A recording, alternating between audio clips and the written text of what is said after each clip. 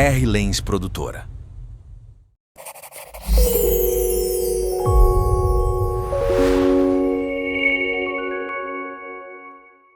Bom dia, boa tarde, boa noite. Eu não sei a hora que você vai ver isso.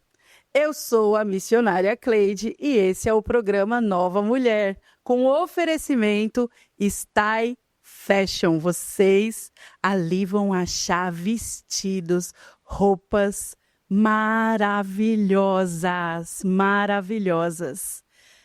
E hoje estamos caminhando para o segundo episódio do nosso tema Mulheres Restauradas pelo Trono. Você está preparada para esse segundo episódio? Eu não sei se eu tô, mas vamos lá, né? O propósito de Deus, ele está em pé e nós estaremos aqui juntinhas, né, para apresentar a nossa convidada. E hoje nós estamos com uma convidada super especial, a Isabel Lali.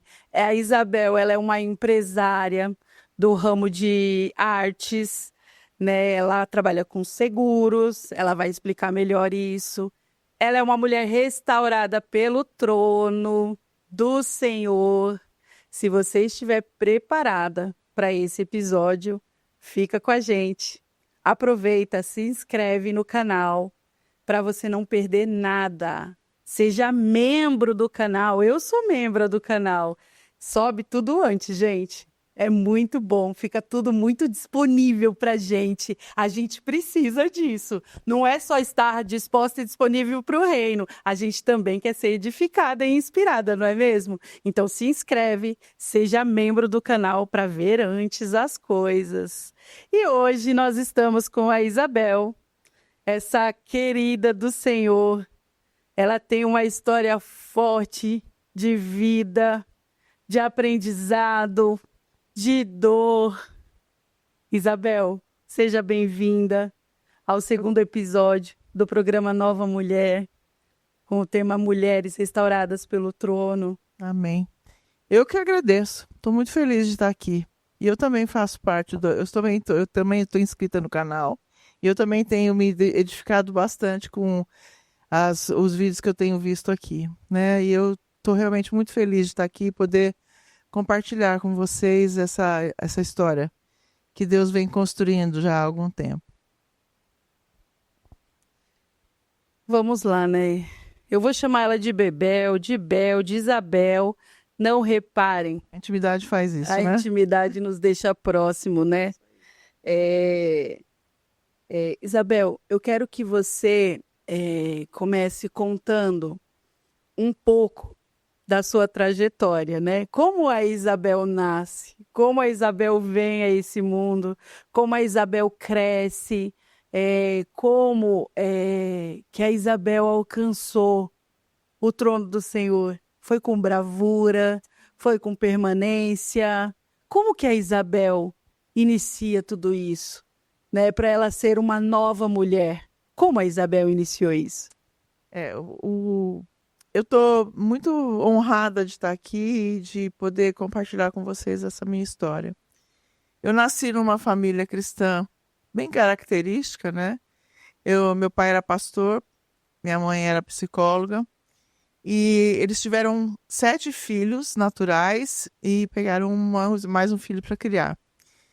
E a gente cresceu dentro da igreja, né? Frequentando a escola dominical, aprendendo tudo aquilo que Deus tem para ensinar para as nossas crianças. E eu digo que uma das coisas mais valiosas que existe no reino de Deus mesmo é você ensinar para a criança o caminho que ela deve andar, porque ela nunca mais vai esquecer disso. E é isso que tem permeado a minha vida. Apesar de que, quando eu era adolescente, eu me afastei dos caminhos do Senhor. Eu fui uma adolescente típica, revoltada, né? Revoltada, assim, no sentido de questionar muitas coisas. Eu tinha fazer amigos fora da igreja. Eu ia para a igreja para encontrar os meus amigos para depois sair para bares, etc., né? E eu realmente me afastei. Me afastei de maneira tal que realmente não tinha interesse nas coisas de Deus. Eu tinha interesse nas coisas assim, no sentido de eu respeitava, né, tudo aquilo que eu tinha aprendido, mas eu não dava tanta importância, a importância que a gente devia dar, né? Eu não tinha com seriedade, eu brincava muito com as coisas, né? Eu cheguei ao ponto de dizer para o meu pai uma época que eu não queria ir para o céu. Eu imagino quão triste ele ficou com isso, né? Porque ele me disse: por que você não quer ir para o céu? Eu falei: eu não quero ir para o céu porque lá eu não vou encontrar um amigo meu. E assim, e naquela época eu acho que eu não encontraria mesmo, né? Então, assim, então eu tinha um comportamento realmente de questionar, muito questionador, e etc. Aí chegando na época da faculdade, eu fui para a faculdade, me formei, aí eu fui trabalhar. E a primeira chance que Deus me deu para retornar, né, para a vida cristã, foi ter conhecido um colega de trabalho que me fala que realmente ele era missionário, né? Ele trabalhava no mundo corporativo, mas ele era missionário. E eu comecei a acompanhar esse meu colega de trabalho, e aí eu realmente me aproximei de novo da igreja, me aproximei eu acompanhei esse grupo, era um grupo de música, e eu acompanhei eles bastante tempo, e quando eu voltei para a igreja nessa época, mas aí eu mudei de emprego. Quando eu mudei de emprego, eu conheci a pessoa que ia ser meu futuro esposo. E conhecendo o Marcos, né, ele não era da mesma religião que eu, e eu não entendia a seriedade que era o julgo desigual. Eu a vida inteira ouvi falar em um julgo desigual, mas eu realmente não sabia da seriedade que era o julgo desigual. Conheci, né, o meu esposo, comecei a namorar com ele, e quando comecei a namorar com ele, os pastores da minha igreja me chamaram. E eu fazia parte, era atuante na igreja, eu fazia parte da administração da igreja, tal. E quando eu comecei a namorar com o Marcos, é, os pastores me chamaram e perguntaram para mim se que tinha um pastor que estava acompanhando o meu namoro. Aquilo me ofendeu. Eu falei que eu tenho capacidade de avaliar o que eu vou fazer da minha vida, etc. E os pastores realmente ficaram muito preocupados comigo. E, assim, no meu julgamento, eu acho assim que às vezes a gente que está dentro da igreja, a gente não tem o amor de aproximar. Eles podiam ter conduzido isso de uma outra forma. Porque ao mesmo tempo que eles estavam preocupados comigo, ao invés de tentar trazer a pessoa que estava comigo para dentro da igreja, eles acabaram contribuindo com a minha volta de novo para o mundo. Então eu realmente voltei para o mundo de novo. Acabei casando com o Marcos, que não era da igreja. Você acha que dentro das igrejas existe uma religiosidade barra preconceito com aqueles que estão chegando? Eu acho que em alguns casos, sim. Em alguns casos, eu acho que é cuidado, mas eu acho que nós, como os cristãos, hoje eu vejo, a gente perde muita oportunidade de atrair pessoas de fora para dentro da igreja. Porque a gente tem a tendência do julgamento, né? Eu acho que quando você julga uma pessoa que está vindo de fora, você não avalia, especialmente para a gente que foi criado a vida inteira dentro da igreja, porque a gente não entende como pode uma pessoa que não foi criada dentro da igreja agir ou não entender como é bom estar dentro da igreja.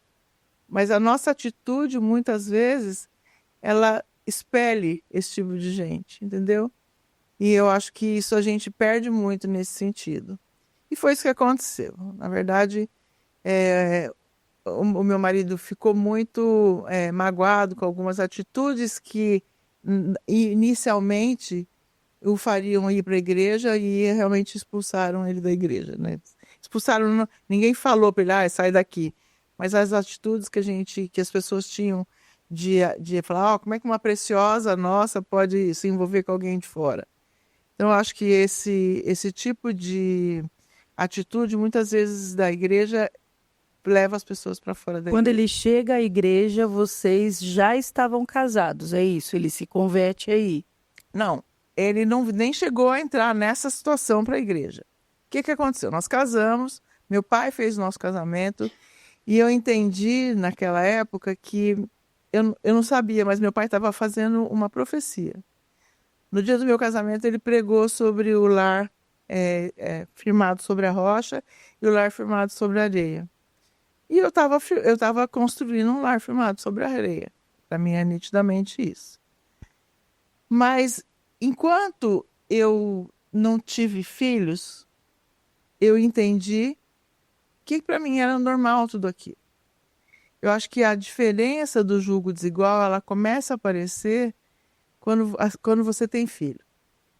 Porque os valores da criação, eles afloram muito quando você tem filho. Tá. O seu esposo, então, ele vem de um lar espírita Isso, e você de um lar cristão. isso. Então, aí que estava o jugo desigual e vocês se encontram nesse momento e ele vai até a igreja e se decepciona. A princípio não, ele foi algumas vezes comigo na igreja, nessa época, mas ele não quis ficar, não teve nenhum envolvimento nesse sentido e continuou no espiritismo e eu continuei na igreja. Um dia foi muito crucial para o nosso relacionamento e para ele ir para a igreja a princípio. Ele chegou, né, e ele disse para mim que eu realmente estava escondendo alguma coisa dele, que eu mentia, porque quando ele estava na reunião lá do espiritismo, disseram para ele que eu não ia ter filho, que eu não podia ter filho, e que eu nunca ia engravidar, e eu realmente estava mentindo para ele. E eu falei, eu não estou entendendo por que você está falando isso, mas eu me ofendi muito com essa fala, e nesse dia eu entrei no chuveiro e falei para Deus assim: Deus, se o Senhor é o Deus do meu pai, da minha mãe, se o Senhor quer que eu volte para calar a boca do diabo, eu já estou grávida. Uau. E foi incrível, porque Deus foi muito generoso. Porque na semana seguinte eu fiz um teste de gravidez e eu estava grávida. E aí eu tive autoridade vinda de Deus para dizer que aquela criança ia ser criada nos caminhos do Senhor. E isso não foi só uma declaração e uma forma de eu voltar para a igreja, de eu me firmar no Senhor de novo. Isso foi realmente um resgate, a princípio, do meu esposo.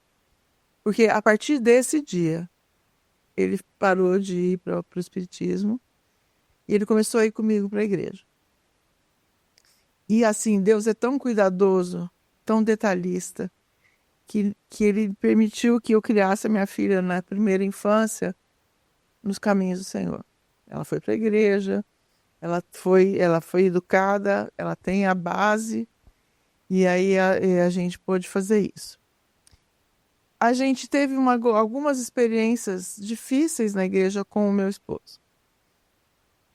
De novo, não era a mesma igreja, eram outras igrejas, mas de novo, a gente tem muito medo daquilo que a gente não conhece, né? Então, assim, eu entendo que pela origem espiritual do meu esposo, afasta muito as pessoas que são da igreja, que estão o tempo todo na igreja e que estão preocupadas, porque na verdade são coisas que as pessoas normalmente não conhecem. É uma vivência espiritual que as pessoas não conhecem. E assim, o que capacita você receber uma pessoa diferente daquilo que você pensa é o amor de Jesus. Se você ama o ser humano, se você ama as pessoas, você tem ainda o primeiro acolhimento. E quando você tem o primeiro acolhimento, você consegue tratar aquilo de uma forma especial. E isso não aconteceu. Nós tivemos algumas experiências, várias experiências que não foram experiências positivas, né? E aí isso ocasionou do meu marido realmente voltar de novo para o espiritismo, e aí agora ele voltou com uma força total. Ele voltou e eu não sabia disso. O primeiro ano que ele ficou de volta no espiritismo, eu não fiquei sabendo.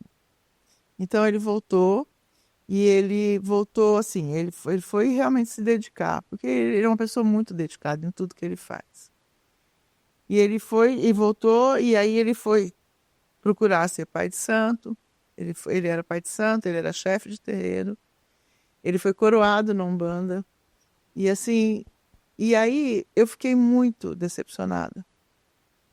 Eu fiquei decepcionada não com Deus, porque nesse ponto eu já estava bem firmada com Deus, eu já estava bem estabelecida com Deus, mas eu fiquei muito decepcionada com o ser humano mesmo, né? Porque eu tinha dito para ele antes, quando ele voltou para a igreja, veio para a igreja, eu falei para ele: olha para Jesus. O teu alvo dentro da igreja tem que ser Jesus. Não pode ser nada além de Jesus, porque as pessoas são falhas. As igrejas têm pessoas falhas. Eu fui criada na igreja, eu sei como é que é. Assim como em qualquer religião tem pessoas falhas, né? Mas ele não teve esse discernimento, essa capacidade de fazer isso, então ele foi realmente para o espiritismo. E assim, trouxeram várias consequências. A minha filha ela teve síndrome do pânico muito cedo. Com qual idade? 7 anos ela teve síndrome do pânico. E ela tinha crises muito feias, muito feias. E assim, eu levava ela para os cultos, e ela também, quando ela tinha essas crises nos cultos, as pessoas mal interpretavam, porque sabiam que o pai era espírita, que não sei o quê, então eles achavam que ela estava com algum problema espiritual e que ela endemoniava, pode falar. Eles achavam que ela endemoniava, e eles punham a mão na cabeça dela, oravam, ficavam expulsando o demônio quando a menina estava só com medo. E então assim, para mim eu ficava muito dividida, porque é muito duro você ver sua filha passando por uma coisa que você sabe que não é espiritual. Você criou ela até algum momento, né? Até um momento dentro da igreja, né? Seu esposo consagrou ela em algum momento? No espiritismo? Sim. Não, não. Não, porque eu nunca deixei. Porque eu tinha a autoridade me dada lá atrás por Deus, quando eu engravidei, de que ela não ia ser consagrada lá. Ela foi consagrada, sim, para Jesus. Por quê? Quando ela nasceu, nós fizemos a consagração dela. Então, desde pequena, ela foi consagrada para Jesus. Então, ele sabia que ali ele não podia, que iria criar um problema muito sério comigo. E aí, então, ele volta para o espiritismo, e um dia eu estava com ela, eu pedi para ele ir numa igreja comigo, porque eu estava muito aflita com a questão da minha filha, e foi tão incrível, porque eu entrei na igreja e eu senti uma presença, era uma igreja muito humilde, num bairro bem distante em São Paulo, e eu entrei na igreja, eu senti a presença de Deus de uma forma assim impactante, eu caí sentada num banco. Minha filha sentou do meu lado e ele do outro lado, e aí Deus falou para mim assim: me apresenta hoje o teu Isaac. Uau! E quando Deus falou isso para mim, eu falei: é tua. Foi o Senhor que me deu. Ela é tua. Eu vou ficar muito triste se o Senhor levar. Mas ela é tua. O Senhor vai fazer dela o que o Senhor quiser. E no dia seguinte, ela ficou por 3 anos sem nenhum sintoma dessa crise de pânico, essas coisas. E meu esposo, vendo isso tudo, mesmo assim, ele realmente optou por ficar no espiritismo. Eu costumo dizer que a rebeldia dos hebreus custou para eles 40 anos no deserto. Deus foi misericordioso comigo, porque o meu deserto durou 25 só. E nós até vínhamos, né, conversando sobre isso. E foi uma pergunta, na verdade, né, que você falou para o Espírito Santo, falou, poxa, por que que demorou tanto, né? E ele falou assim, você tem sorte, porque foi só isso que demorou, porque os hebreus ficaram 40 anos no deserto, O né? Espírito Santo fala, né? Sim, e foi isso. E daí e eu naquela tristeza em tudo, e nesse ínterim, eu descobri algumas traições, né, do meu esposo. Eu tenho autorização dele para falar isso que eu estou falando aqui. Eu descobri que e também assim, quando a pessoa não fala, o Espírito Santo entrega, né? Nesse período que ele permaneceu na igreja, ele foi para um encontro com Deus. E são esses acampamentos, essas coisas, tá? E ele voltou muito impactado.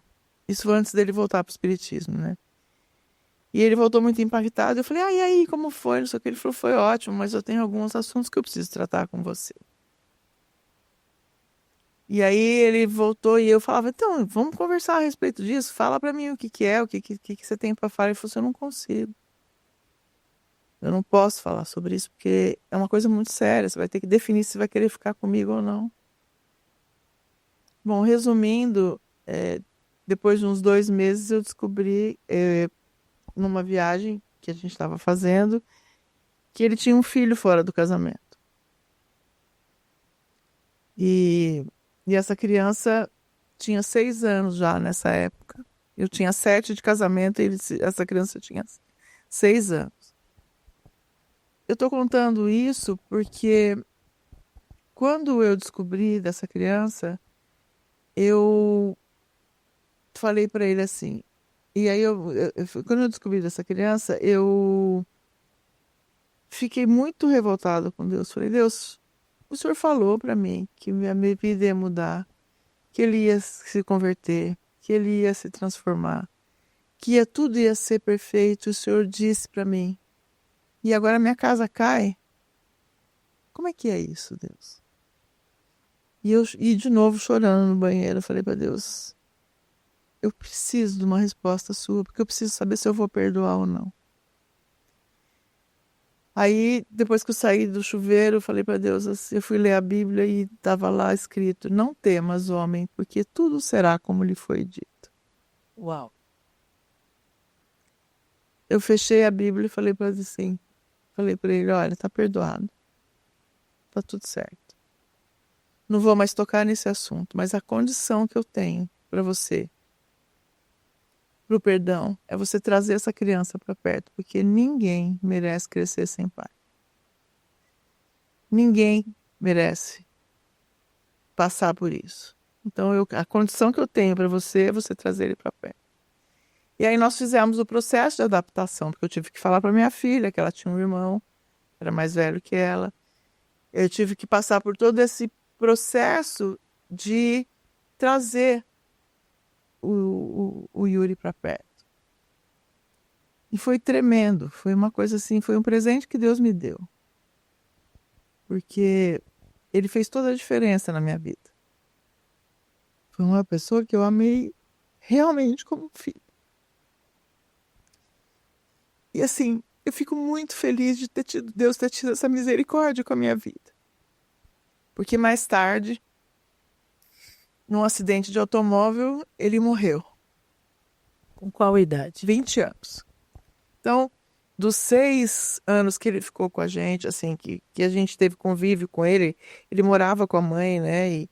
Mas a gente pegava com regularidade tudo e aí ele, dos 6 aos 20, a gente teve muito convívio, a gente pôde ter muita troca, eu pude amá-lo como um filho e eu tenho certeza que ele me amava também. E então, assim, os caminhos de Deus a gente nunca entende, a gente não sabe aonde Deus permite até onde Deus permite que a gente vá. Eu quero, Isabel, chamar a atenção para um ponto aqui, né? Sobre as legalidades que Satanás ele age, Sim. né? O seu esposo ele estava preso nas trevas, Sim. né? No espiritismo. Sim. Ele provavelmente realizava muitos trabalhos, fazia muitas coisas, né? E nós entendemos aqui que no reino espiritual existe algo que se chama lei, Sim. né? E isso se trabalha de forma ordenada, né? Trabalha de forma ordenada. Então, quando a gente perde alguém prematuramente, a gente entende, né, que tem derramamento de sangue já na família, mas também tem a porta aberta. Sim. A porta aberta, né? E se não é um anjo para fechar, Satanás ele não fecha a porta, ele vai escancarando toda só para você se perder, né? Então eu quero chamar a atenção para esse ponto sobre a legalidade, né, de perdas, né, por morte. E ele é prematuro. Prematuro. Ele é prematuro. Prematuramente. E ele era o primogênito. Exatamente. Então, assim, a gente sabe disso. Hoje, ele sabe disso também. Porque eu vou contar a história e ele realmente... Mas ele não se convencia de que ele estava errado. Ele, na verdade, não havia o que fizesse, por mais que eu não concordasse. E aí começou a gerar um conflito entre a gente dentro de casa, porque maiores dificuldades vieram. Que a gente sabe que se a gente tem a porta aberta, a gente tem dificuldades em todas as áreas. Então, assim, nossa vida financeira começou a ficar muito ruim. Tudo começou a ficar muito ruim, né? A Giovana, depois, no processo, também teve mais um período que ela voltou a ficar deprimida, e aí teve uma série de coisas, e ela pediu ajuda pra gente, começou a fazer um tratamento com psiquiatra, etc. E a nossa vida financeira é ruim. E ele falava para mim que eu tinha responsabilidade sobre isso, porque eu não ia achar a solução junto com ele. E muitas vezes a gente brigou bastante. E assim, eu costumo dizer que para mim descobrir que ele tinha voltado para o espiritismo doeu mais do que a traição.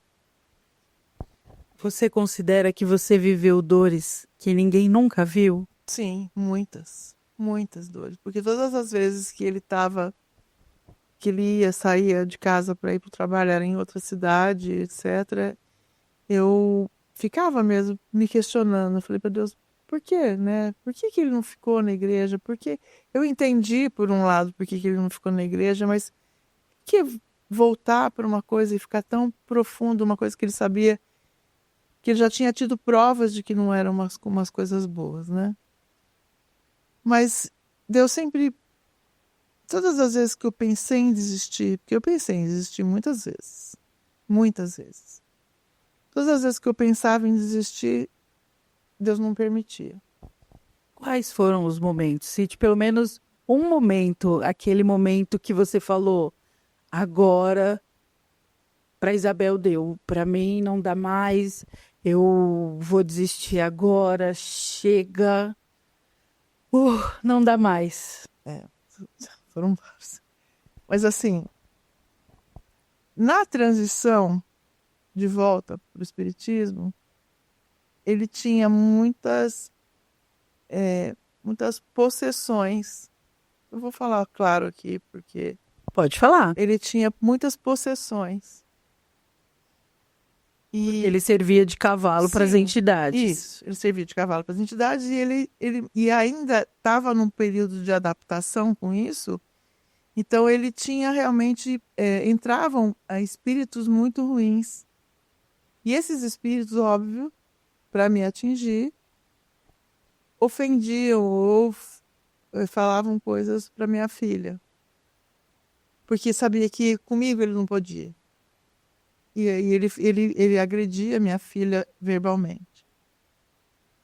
E isso para mim era muito dolorido, mas eu tinha discernimento do espírito. Deus me deu discernimento do espírito, porque sem o discernimento do espírito eu não sobreviveria a todo esse período. E quando acontecia... Você foi uma mulher passiva ou mansa?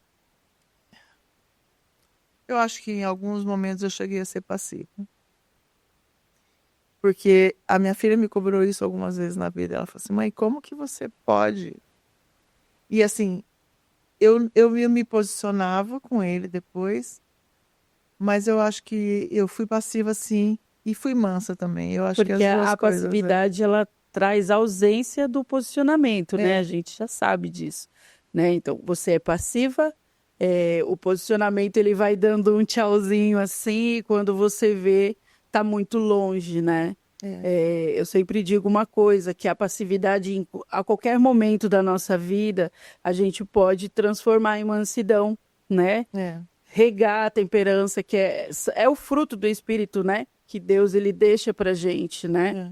Então, eu entendo, porque a Isabel, ela era e é uma mulher de oração, né? Sim. E eu quero muito que vocês prestem atenção nisso, porque dentro da igreja,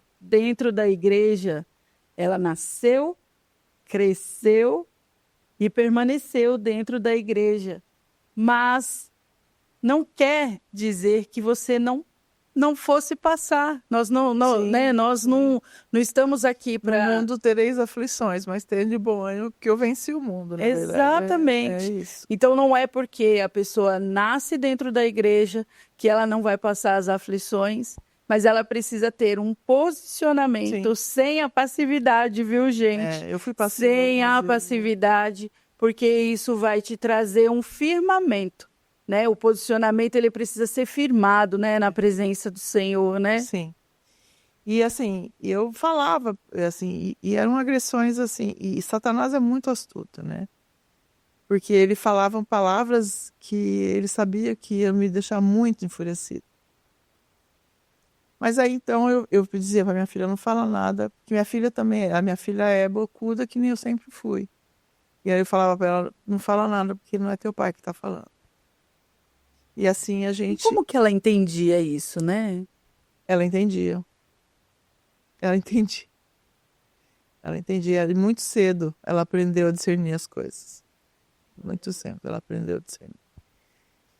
E aí, assim, foi aquela luta, eu orando, e ele pedindo para eu ir com ele, né, nos trabalhos, etc.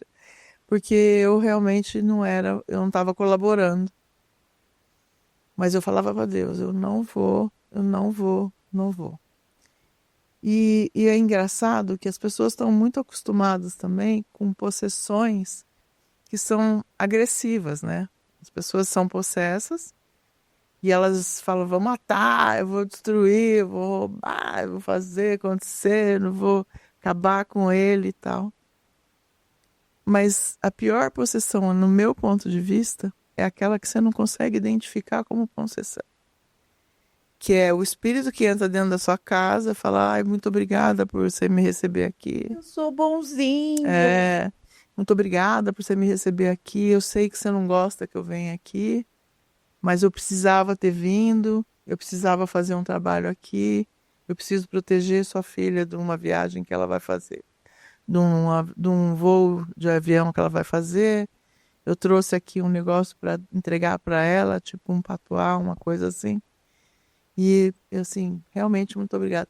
Quer dizer, essa é a verdadeira cara do diabo. Porque, na verdade, o diabo, ele quer realmente se fazer de bom. Né? E querer dizer, ó, não estou aqui para te agredir. O diabo, ele é uma cópia de Deus, né? Ele é uma cópia, cópia barata, né? Quando o Senhor deixa na palavra dele que nós somos a imitação, que nós temos, né? Que caminhar, né? Sendo a imitação dele, né? E eu falo que essa é a verdadeira renovação de mente. Quando Deus, ele traz isso, me explodiu a mente, me explodiu a cabeça, porque quando ele traz que nós somos imitação, nós somos a imagem e semelhança, porque somos imitadores, né? Queremos caminhar na terra como Jesus caminhou, qual era a atitude, como Jesus olharia, né? E o diabo não, ele tira a própria conclusão dele e vai lá e executa. É cópia barata isso. É cópia barata, tentando ser bom, tentando dar tudo que a pessoa quer, né? Então, a gente sabe bem que ele dá mesmo, ele dá dinheiro, ele dá saúde se a pessoa precisa. E aí, quando a pessoa fala, não, agora eu entendo que isso é para o mal, Aí vem Jesus e libera tudo. Aí a pessoa cai doente, e aí começam as legalidades, porque conforme a pessoa caminha com a cópia barata, né, que é Satanás, ela Sim, vai abrindo sim. portas, né? E é incrível porque quando você me perguntou se a minha dor era uma dor que eu sofri sozinha, sofria sozinha, sim, porque eu não podia falar com a minha família, porque eu sabia que tinha um propósito em tudo isso. No fundo, eu sabia que tinha um propósito em tudo isso. Então, eu não podia reclamar para minha família, porque eles iam dizer, pô, larga esse cara, né? O que você tá fazendo com ele ainda? Ou então podiam ter um sentimento ruim por ele. Ou então ele poderia sofrer de novo aquela falta de amor por parte dos cristãos, que fossem afastar ele de Deus. Então eu tinha realmente que ficar quieta e sozinha no meu canto. Então, assim, por muitas vezes eu chorei sozinha e falei para Deus, Deus, e essa dedicação toda que ele tem? Por que custa ele vir ter uma dedicação para o teu reino? Meu sonho, Deus, é que o Senhor derrube ele. Ele morre de rir quando eu falo isso. Eu falo assim, o meu sonho, Deus, é que ele estiver dormindo, o Senhor derruba ele da cama e fala com ele. O Senhor pode fazer isso. Que eu quero que ele tenha uma experiência sobrenatural contigo. Tanta gente faz isso, por que o Senhor não fala com ele? Porque ele tinha muito assim, como ele tinha passado pela igreja, ele tinha muita teoria de dizer, eu tô aqui, eu tô no melhor aqui, já passei por isso que você está passando, os caras não me receberam e não sei o quê. Então, assim, foi uma coisa muito difícil, porque ele tinha essa resistência. E eu tinha resistência de ir para lá. E ao mesmo tempo eu não podia falar, eu não queria magoar a família dele, porque eu amo demais a família dele, né? E eles são todos espíritas. Eu não queria falar, eu não queria expor a situação, então era muito complicado. E eu só orando, chorando, pedindo a Deus que Deus lhe desse um escape. Bom, depois que o filho dele morreu, a gente sofreu muito, todo mundo sofreu muito, minha filha sofreu muito, todo mundo sofreu muito. E ele continuava indo lá buscar as respostas, porque aí sim ele foi buscar respostas, né? Por que que o filho tinha morrido, por que que... E aí ele vinha com umas coisas assim de dizer, porque falaram que o fulano vai reencarnar, não vai reencarnar, não sei o quê. E eu por dentro de mim assim, gente, como pode acreditar em tanta coisa diferente, tanta coisa difícil para mim era difícil de engolir. Tanta mentira, né? E a gente continuou com esse conflito e tal, até que um dia eu fui numa discussão dessas que a gente tinha de ir para o centro, não ir para o centro, etc. Eu tinha deixado meu carro no estacionamento e não pude pegar o carro pelo final de semana inteiro, porque eu não sabia a hora que fechava o estacionamento. E eu deixei o carro lá e eu na segunda-feira eu falei, você me deixa às 7 horas da manhã lá, que eu vou pegar o carro porque eu tenho um monte de reuniões, etc. E ele falou, você tá vendo? Tudo acontece com você. Tudo acontece com você porque você não quer ajuda. Tá todo mundo disposto a te ajudar e você não quer ajuda. Nós estamos nessa dificuldade porque você não quer ajuda. Você está emperrando o nosso processo. Ele queria, de Eu todo modo, que que eu você fosse para a Isso, mesma matriz religiosa que ele. isso. Queria. E eu, sim, eu disse para ele, eu não vou. Você pode continuar indo porque você acredita nisso. Então você vai, eu te conheci assim, eu não posso hoje te proibir de ir. Mas você pode ir e eu não vou. E nessa discussão, nós chegamos no estacionamento, só tinha meu carro nesse estacionamento. E ele falou assim, quer que eu te espere? Eu falei, não, não quero que você me espere. Pode ir embora. E ele falou assim, mas eu falei, mas eu vou te dizer pela última vez, eu não vou ceder. Eu não vou ceder. Você tem a sua fé, eu tenho a minha, eu não vou ceder. E saí do carro. A hora que eu saí do carro, eu caí no estacionamento. Eu tomei um tombo muito feio no estacionamento. Tinha um degrau assim, E eu caí. Degrau de 2 centímetros Caí da para minha 3. própria altura. Eu acho que, na verdade, eu caí da minha própria altura. Eu tinha muita coisa no braço, já tava segurando muita coisa. E eu caí assim. E caí com tudo, assim. Como se alguém tivesse me empurrando. Eu tive a nítida impressão de que alguém me empurrou. E quebrei 3 lugares desse cotovelo, quebrei o fêmur, quebrei dente, fiquei estirada no chão. Até que a pessoa do estacionamento veio, me socorreu e chamou a ambulância. Eu saí daquele lugar de ambulância, já fui direto para o hospital. E eu liguei para ele me encontrar no hospital. Ele me encontrou. E assim, e aí começou um período muito grande de lutas físicas agora. As lutas que eram, as dores que eram só emocionais, as dores que eram só do coração, as dores que eram só emocionais, elas passaram a ser físicas. Eu tive a primeira cirurgia no mesmo dia que eu caí, porque o meu fêmur quebrou de uma forma muito atípica. Ele realmente saiu e ele só não foi uma fratura exposta porque porque eu tenho carne, né? Eu sou uma pessoa mais forte, mais gorda, e aí não saiu para fora, mas a fratura foi horrível. O médico que me operou falou, nossa, essa fratura tá muito ruim, né? E aí eu fui operada, aí comecei o tratamento, o primeiro tratamento não deu certo, eu fiquei 2 meses só andando de cadeira de rodas, porque eu tinha sido proibida de andar, pisar no chão, que isso foi um erro também do tratamento. Depois eu comecei a andar com bengalas, voltei a trabalhar.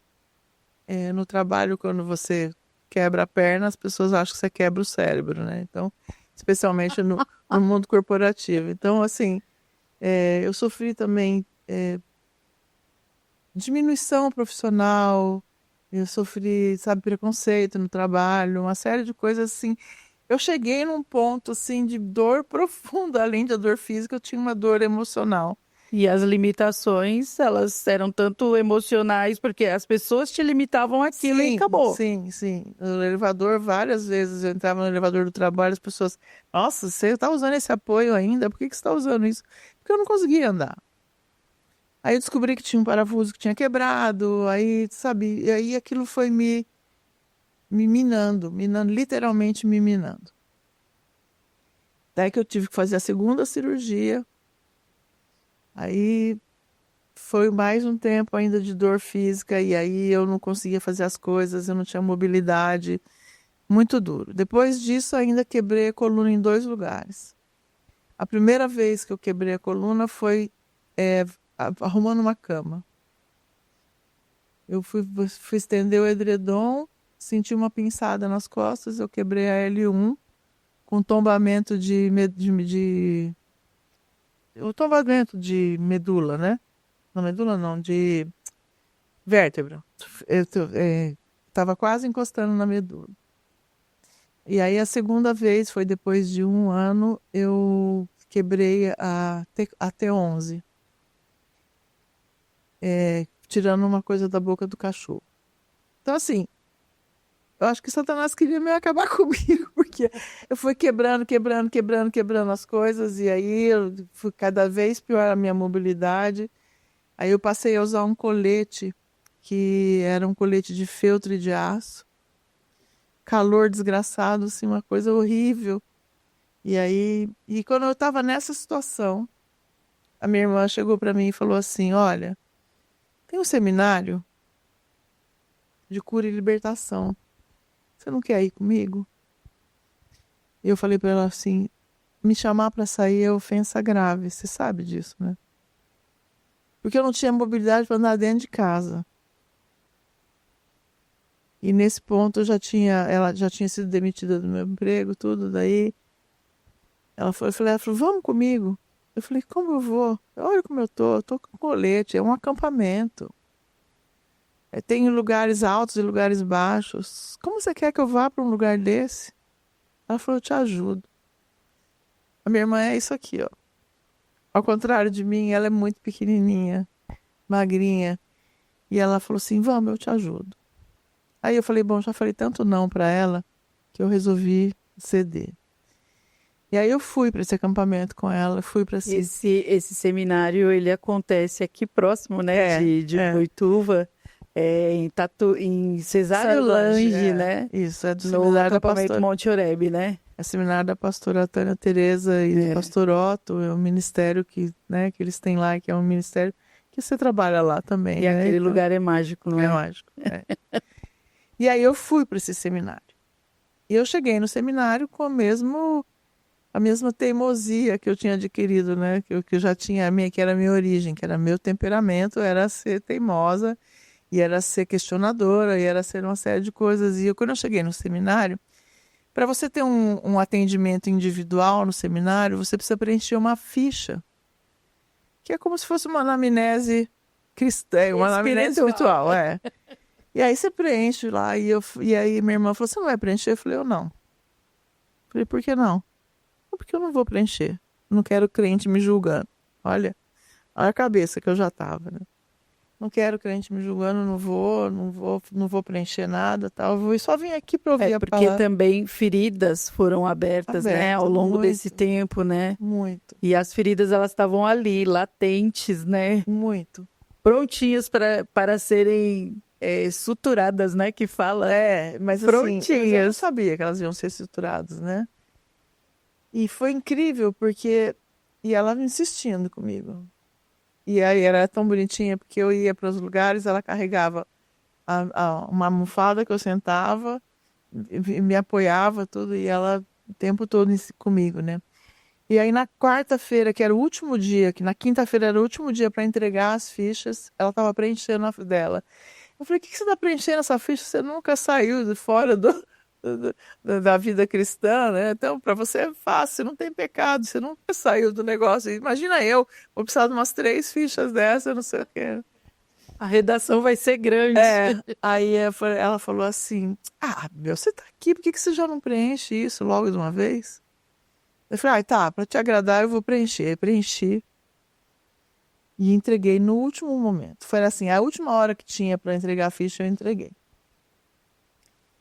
E eu sempre fui questionadora, como eu estava falando aqui, e aí eu preenchi e falei, tá bom, mas se for para ter um atendimento individual, eu quero ter com aquela mulher de cabelo vermelho, cheia de tatuagem, porque ela não vai me julgar. Porque eu já ouvi falar do testemunho dela, como é importante a gente dar o testemunho.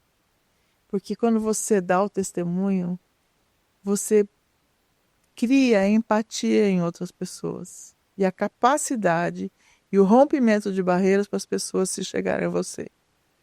Verdade. Então, assim, diante do teu testemunho, eu falei para Deus, eu só quero atendimento. E lá no Silk você não pode escolher o conselheiro que vai dar o atendimento. Mas Deus, de novo, foi extremamente misericordioso com a minha vida. E aí eu fui atendida, né, por você no Silk.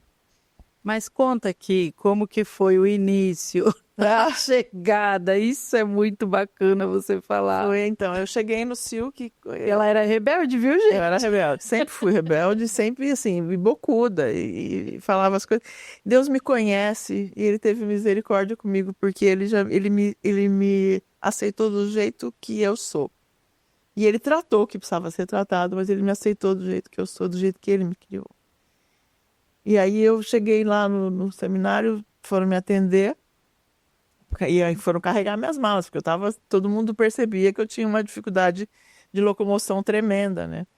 E aí o pastor veio, foi o pastor Admilson ainda, que é o meu pastor hoje na igreja, a pastora Débora, e ele veio pegar minha mala, eu falei, o senhor vai pegar minha mala agora, mas na hora que eu for embora o senhor não vai precisar mais.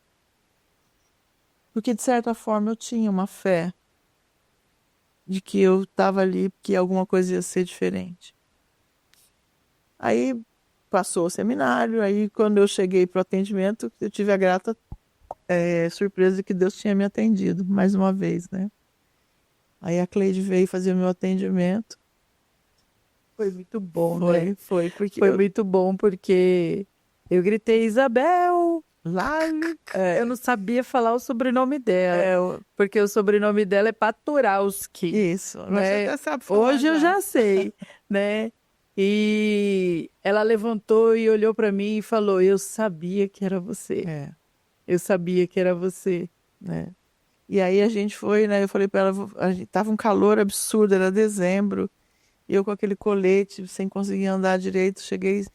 Aí eu sentei lá, falei, eu preciso beber uma água, eu vou buscar. Ela falou assim, não vai não, porque se você for, você vai dar o tempo do atendimento inteiro. Falei, até você ir voltar, vai demorar um ano, irmã, eu vou. Aí ela foi, buscou, daí a gente fez todos os pontos do atendimento e no final a Cleide falou assim, eu posso orar pela sua saúde?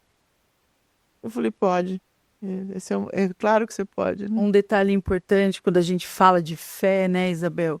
A fé, ela precisa ser movida, né? E quando a gente move a fé, é uma ação, né? A gente precisa entender isso, né? É um dom ativado, mas a gente aciona esse dom, né? E como que o milagre acontece? Quando a minha fé, ela é unida à sua fé, isso é acionado. Tem uma conta de soma, eu falo, é uma conta somatória, que fé mais fé é igual a milagre. Não tem como a conta dar errada. Sim. A fé mais a fé é igual a milagre.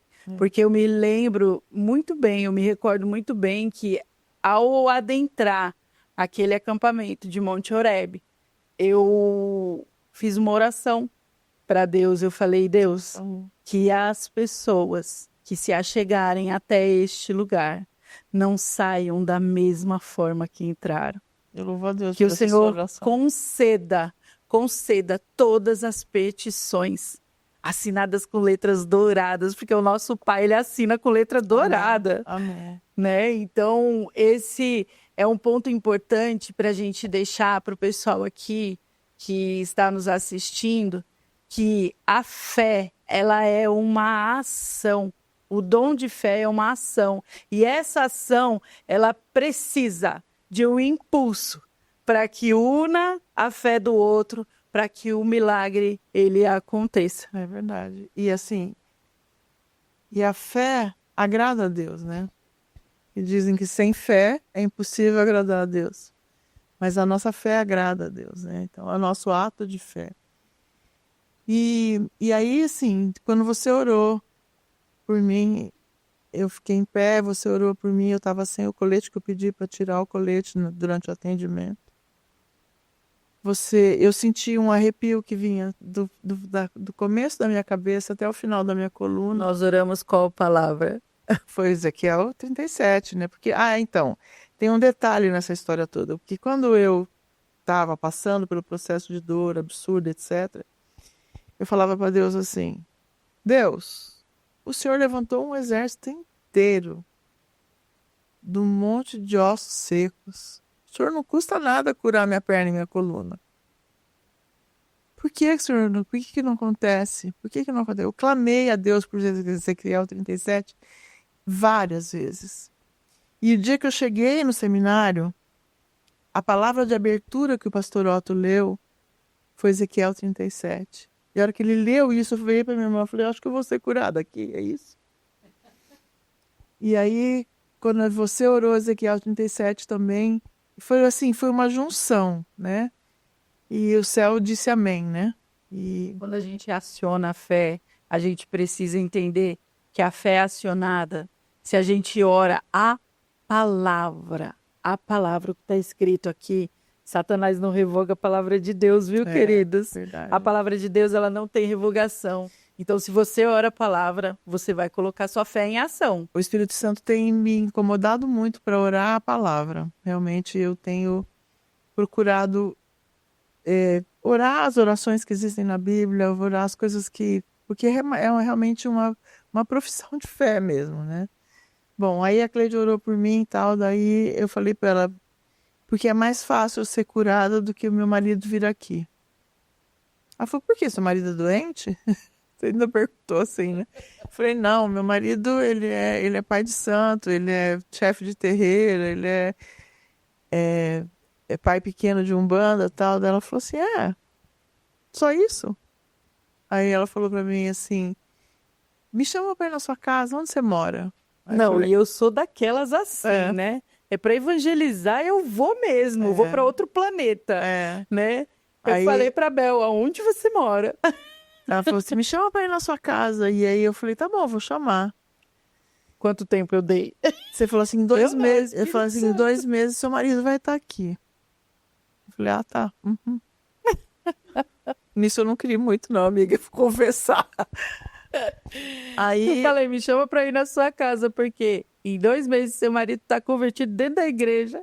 pois é. E aí foi isso. Daí no dia seguinte a gente tava na hora do louvor lá no Monte Oreb. E eu tava em pé e eu estranhei, porque para eu esticar uma perna, eu tinha que dobrar a outra. E eu tava com as duas pernas esticadas. Aí fiz assim, que estranho, eu tô com as duas pernas esticadas. Muito estranho isso. Aí eu fiquei medindo, sabe? Depois eu sentei e fiquei medindo meu joelho, porque meu joelho tinha uma diferença, ficava assim. Aí ficou assim, eu olhei, o joelho tava igual. Aí eu fiz assim com as costas, não tinha mais dor. E aí eu peguei e falei, ué, o que tá acontecendo aqui? Aí eu saí, porque era hora de intervalo do culto, e eu fui lá pra fora falar com a minha filha ao telefone, e minha irmã veio atrás, óbvio, porque ela não me deixava um minuto sozinha. E ela veio e aí eu falei assim, olha pra mim, eu tô torta? Ela falou, não. Eu falei assim, eu tô mancando? Andei um pouco pra lá, ela falou, não. Porque eu tava toda torta, toda mancando. Aí eu falei assim, família, eu tô normal. Aí ela falou, Bel, você foi curada, não sei o que, foi uma celebração absurda, né? E aí na hora eu fui lá, eu falei pra pastora Tânia que eu tinha sido curada, que minha perna tinha crescido, e que tava tudo igual, e assim, foi uma alegria incrível, assim, um misto de alegria e descrença, né? Porque você fala, será que é isso mesmo? Será que eu não tô enganada? E aí, a hora que eu contei pra aquele, eu pulei na frente da Cleide, sem colete nem nada, e eu já não. Mas ela me deu um susto. Foi um susto. A partir daí eu tirei o colete, nunca mais senti dor, voltei pra casa sem gemer. E eu liguei pro Marcos, eu lembro que eu liguei pra ele e falei, fui curada! Ele falou, aham, Claro. claro, foi. Mal Aham. sabia ele. E quando eu cheguei em casa foi que ele acreditou, né? Que ele viu que a minha disposição tinha voltado. Ele viu que eu era a mesma pessoa que eu era antigamente, alegre, né? E feliz de poder estar fazendo as coisas em casa de novo, né? E aí foi tudo bem. Aí um dia minha irmã me ligou e falou assim: se o Marcos quiser ir no Silk, nós vamos dar de presente para vocês dois. Eu falei, tá, vou falar com ele. Aí ela falou assim, eu falei, mas você já pagou para mim, por que que você vai querer pagar de novo, né? Ela falou assim, é um presente nosso para vocês. Se ele quiser ir, a gente está disposto a pagar. E aí eu falei para ele, dei o recado, né? Porque eu também não ficava incentivando muito, convidando muito, nem falando muito, para eu não ser convidado para outro lado de novo, não voltar às brigas antigas. Aí eu virei para ele e falei, ó, a minha irmã falou que se você quiser ir no Silk, ela paga pra gente ir. E Deus é tão perfeito no tempo dele. Isso fazia 6 anos que eu já tinha muita dor. Dor todo dia, de manhã, de tarde, de noite. Dores limitantes, dores que não me permitiam fazer as coisas que eu tinha que fazer. E ele começou a ter algumas desilusões dentro do centro onde ele estava trabalhando. E ele estava se questionando muito por algumas atitudes que estavam acontecendo lá. Então, assim, eu não acho que nada tenha sido por acaso. Deus planejou o tempo exato da minha cura se concretizar para que ele pudesse ter esse despertar e ver de novo a ação de Deus, porque já tinha visto várias vezes. Porque a nossa vida foi um eterno milagre. Vou contar muito rápido um milagre que aconteceu na minha vida. E antes de terminar de contar esse, que foi assim, quando minha filha passou na faculdade, minha filha tinha sonho de fazer uma faculdade que é extremamente cara. Muito cara. E aí, o dia que ela passou na faculdade, ela passou no primeiro vestibular, eu tive um misto de alegria e desespero, porque eu falei, como eu vou pagar isso? E eu quero contar para vocês que quando a gente confia em Deus, Ele providencia nos detalhes. Nos detalhes. Eu paguei a faculdade inteira dela. E a minha rescisão acabou no dia que eu paguei. A minha rescisão de emprego acabou no dia que eu paguei a última mensalidade da faculdade.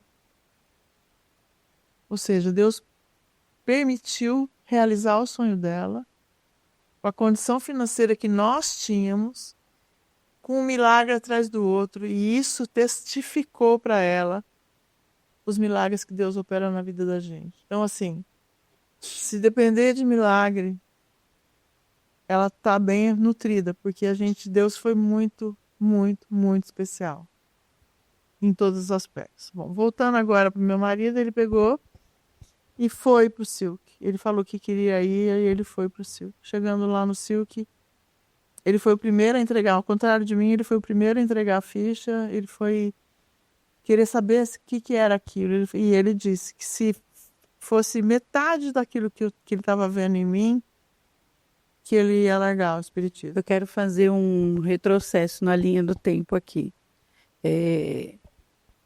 Eu acabei indo na sua casa, Foi.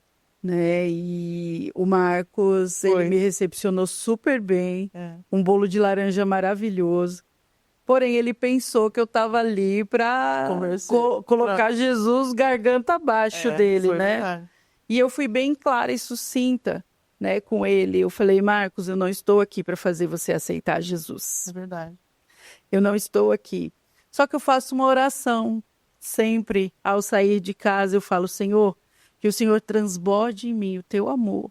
Que a tua presença ela chegue antes de mim. Foi isso que ele sentiu. Eu não quero nada meu, que o seu amor seja transbordante. Que eles vejam o Senhor e não eu, porque eu não quero nem existir. É essa a minha oração, né?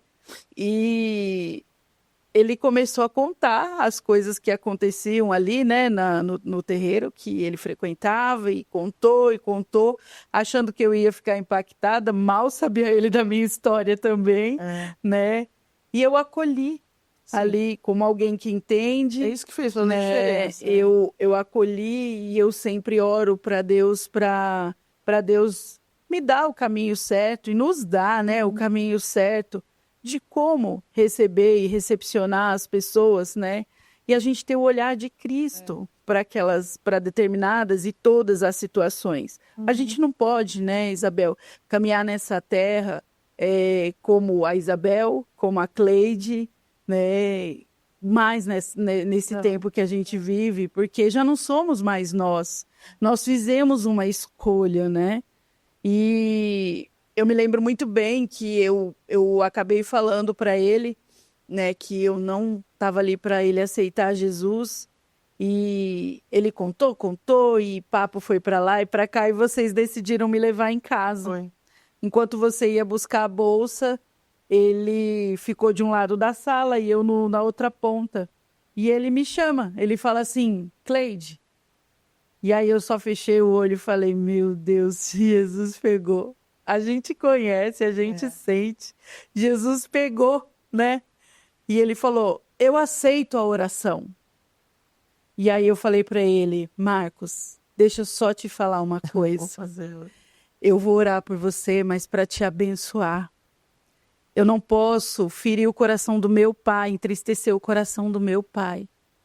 Porque se eu fizer a oração para você aceitar Jesus hoje, amanhã você vai pisar lá de novo, não vai? E ele falou assim, eu vou.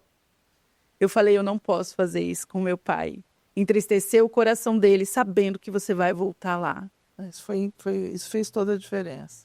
E aí ele falou, não, tudo bem. E aí eu orei por ele, eu lembro que eu tive algumas visões ali, né, em relação à vida dele, que daquele momento que ele estava vivendo. E aí ele falou assim, Bebel, você contou para ela a minha vida? Ele ficou impactado. E glória a Deus, porque ele foi alcançado. E foi uma coisa tão incrível que pela primeira vez ele se sentiu amado por alguém da igreja. que não fosse família, né? Que a família acolhia tudo, recebia e tal. E isso fez uma diferença incrível. Você realmente amou com o amor de Cristo. Você recebeu, né? E assim, eu vou insistir sempre nisso. Para vocês, para gente que é da igreja, a gente tem que acolher quem está chegando. Não interessa a história. Senão as dores que ninguém nunca Não viu vão interessa. ficar latentes. Não interessa a dor que a pessoa passa, não interessa nada, porque Jesus nunca fez acepção de pessoas. A gente tem que amar com o amor que Cristo amou, gente. Todo mundo tem suas mazelas, todo mundo tem suas feridas, todo mundo é sujo diante de Deus. E a gente tem que acolher isso, porque faz toda a diferença. Encurta muito o caminho das pessoas se você tem um amor incondicional como Deus teve pela gente, né? E assim, e aí ele foi pro Silk, ele se converteu, hoje ele é obreiro valoroso dentro da igreja. E ele tem realmente falado de Jesus. Ele é um entusiasta, né? Uma pessoa, ele veja evangelista. E ele hoje é um homem valoroso com relação à vida espiritual. E aí, toda vez que eu conto meu testemunho, as pessoas falam para mim assim: como que você aguentou? Como que você aguentou tudo isso por tanto tempo? E eu te pergunto, como que você aguentou? Então, eu fui levando aquilo que você falou, né? Eu fui orando, fui me mantendo firme, etc. E eu sabia que no fundo Deus tinha um propósito para tudo isso. Mas o mais bonito de tudo isso é que Deus mais uma vez me honrou com a resposta. A gente estava fazendo um dia de consagração na igreja, nós fazemos uma vez por mês um momento de consagração, de jejum e depois oração e etc. E numa oração. E a pastora Fernanda daqui de Tatuí foi a última pessoa que me perguntou isso. Como você aguentou? E eu, chegando lá em São Paulo, tal, na última consagração, eu falei: Deus, por que eu aguentei? Eu tive a visão mais linda que eu já tive na minha vida. Deus me mostrou. Você aguentou porque eu te peguei pela mão. Eu te conduzi. O tempo todo eu estava com você. O tempo todo eu te levei pela mão. Não porque você merecesse. Não por você, mas porque eu tinha um propósito maior. Porque eu tenho um plano que é acima de tudo aquilo que tá, o que você imagina. O meu propósito para tua vida, a vida do teu esposo, é muito maior do que tudo isso. E eu vi, ele me mostrou, eu vi em visão, ele me pegando pela mão e me conduzindo pelos caminhos. E eu tive a resposta.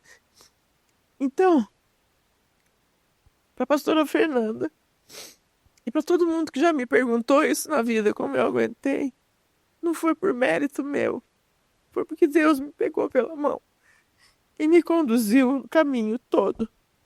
Eu sou o Senhor teu Deus, que te pego pela mão e te conduzo para o meu propósito. Então, eu falei, eu não queria chorar, eu estava nervosa no começo de tudo isso, porque é muito forte.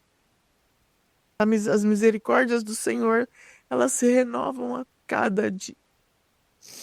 E eu sou muito grata a Deus, porque as misericórdias dele se renovaram todos os dias. Nesses últimos tantos anos que eu vivi todo esse propósito dele para poder chegar no dia de hoje e dizer: eu sei em quem eu tenho crido. E eu sei também que ele é poderoso. E assim, para realmente fazer todo o propósito dele, eu estou disposta a viver o propósito de Deus na minha vida, porque ele já fez muito por mim. Hoje a Isabel, ela é uma mulher restaurada? Sim, sim, Hoje a Isabel, ela é uma nova mulher. sim. Por que que a Isabel é uma nova mulher? Porque o Senhor teve misericórdia da minha vida e me trouxe a um lugar muito mais alto do que qualquer lugar que eu imaginasse. Não estou dizendo financeiramente nem nada disso, mas é porque internamente, na minha alma e no meu espírito. Tem um versículo que te inspira profundamente.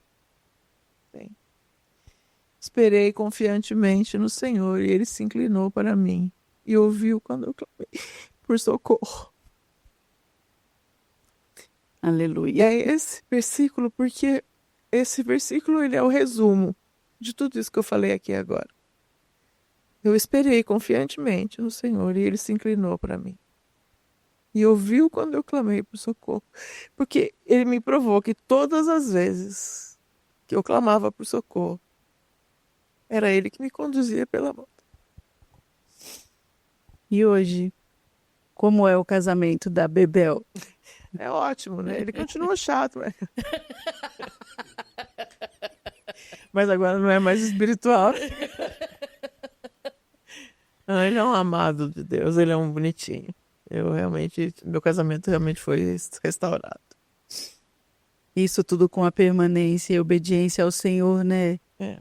E aí o Senhor trouxe tantas coisas e Ele tem tantas coisas mais que você ainda não faz ideia. Ok.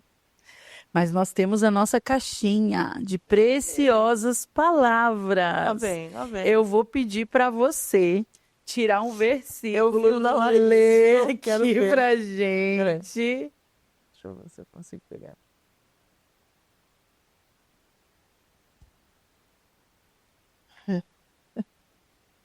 Disse-lhe Jesus: Eu sou o caminho, a verdade e a vida. Ninguém vem ao Pai senão por mim. Grande verdade. João 14:6. Amém. Eu falei que a palavra era preciosa, né? Que a gente possa conduzir muita gente por esse caminho. Essa é a minha verdade, essa é a minha vontade, meu desejo e a minha oração. Que o Senhor me use da forma que Ele quiser, para mostrar para as pessoas que Ele é o caminho, a verdade e a vida. E que ninguém vai ao Pai senão por Ele. Ele é o único que pode restaurar, é o único que pode curar, é o único que pode impreterivelmente fazer parte das nossas vidas. Amém. Esse Deus que a gente serve, Ele é um Deus tão perfeito, que Ele nos ensina como sermos filhas, como sermos princesas, como sermos esposa. Ele nos ensina tudo isso. Ele nos ensina o que é ter a presença dele dentro da gente. Ele nos ensina o que é ser íntimo de alguém de verdade. É verdade. E eu falei sobre isso aqui no início. Vai sair Bebel, vai sair Bel. Porque quando a gente conhece alguém, a gente também entende que aquela pessoa ela é presente e tudo que é muito presente não tem como não ser íntimo, não tem como. Então, é diante disso que eu quero agradecer a sua presença. Em casa. Desculpa aí o começo que eu estava muito... Imagina. Quero agradecer a sua presença. É realmente um encontro, né, de cura, um encontro de libertação. Permanência. Literalmente, vocês são um casal que é a cura e a libertação, né? Nós podemos caminhar nessa terra e levar essa palavra mais e mais e mais para que as pessoas compreendam. Quero te agradecer, Isabel, Eu que agradeço por esse a tempo, oportunidade. mas nós também pedimos uma coisa para os nossos convidados. Nós pedimos uma oração para que seja selado esse momento, né? Eu sei que tinha um monte de anjos aqui em volta, mas a gente pede uma oração, porque aquela pessoa que está em casa, ela precisa de uma oração, Amém. de uma oração que vai levar ela a esse dom que é a ativação da fé. Amém. Vamos Amém? orar. Vamos orar. Senhor, nós estamos na tua presença, Pai, agradecidos, Senhor, pelo teu amor, pela tua obra nas nossas vidas, Senhor. Reconhecendo, ó Pai, que sem ti nós não somos nada. Reconhecendo, Senhor, que sem o teu amor, sem o teu cuidado, sem a tua condução, Senhor, nós somos pecadores miseráveis. Eu te louvo, ó Pai, porque o Senhor tem impactado na minha vida, na vida de tantas pessoas que te procuram, as pessoas que clamam a ti. O Senhor fala, clama a mim e eu responderei. E é nós que cremos em ti, Senhor. O Senhor tem provado isso, Pai. Provai e vede que o Senhor é bom. E eu tenho isso na minha vida, Senhor. E eu quero te pedir isso para todas as pessoas que estão ouvindo esse testemunho. Que o Senhor possa, Senhor, em nome de Jesus, ó Pai, que cumprir na vida dessas pessoas, Senhor, aquilo que o Senhor cumpriu na minha vida. Não porque nós mereçamos, ó Pai, mas porque o Senhor é bom. Porque o Senhor é o caminho, a verdade e a vida. Porque sem ti, Senhor, nós não somos nada e sem ti nós não chegaremos a Deus, Senhor. E eu te peço, ó Pai, em nome de Jesus, que nós possamos, Senhor, que as pessoas possam ser impactadas, ó Pai, por esse testemunho, não por mim, Pai, mas pela tua presença na minha vida esse tempo todo, Senhor. Abençoa, Pai, e dirija as nossas vidas, Senhor. Usa-nos, ó Pai, na medida que o Senhor precise que a gente faça, ó Pai. Que nós possamos, Senhor, dizer o eis-me aqui, Senhor, e fazer a tua vontade, para que mais e mais e mais pessoas possam sentir, Senhor, e saber que o Senhor faz toda a diferença. Cuida de nós, ó Pai, porque nós necessitamos desesperadamente de ti, Senhor. Coloca os teus anjos, ó Pai, nas nossas vidas, Senhor, conduzindo, Senhor, o nosso ir e o nosso vir, para que nós possamos, ó Pai, estar no centro da tua vontade. Eu não quero nunca mais, Senhor, estar fora do centro da tua vontade. E eu tenho certeza, Senhor, que tem muita gente ouvindo esse podcast, Senhor. Muita gente que está passando pela mesma dor de solidão, a mesma dor, Senhor, física, a mesma dor emocional, espiritual, por perda, Senhor. Eu quero te pedir, Senhor, que o Senhor seja o bálsamo dessas pessoas que estão clamando a ti nesse momento. E que eles possam entender, ó Pai, que a única coisa que eles precisam fazer é crer e clamar o teu nome, Senhor.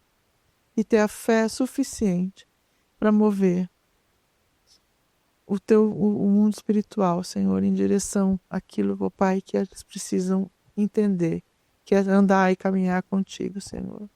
Em nome de Jesus, ó Pai. Eu te agradeço por essa oportunidade. Te agradeço, ó Pai, por esse mover, ó Pai, feito pelo Rafael e pela esposa dele, Senhor, de estar nesse espaço, disponibilizando para que tantos testemunhos valorosos, Senhor, cheguem ao conhecimento de muitas e muitas pessoas, ó Pai. E que nós possamos, Senhor, ser instrumentos.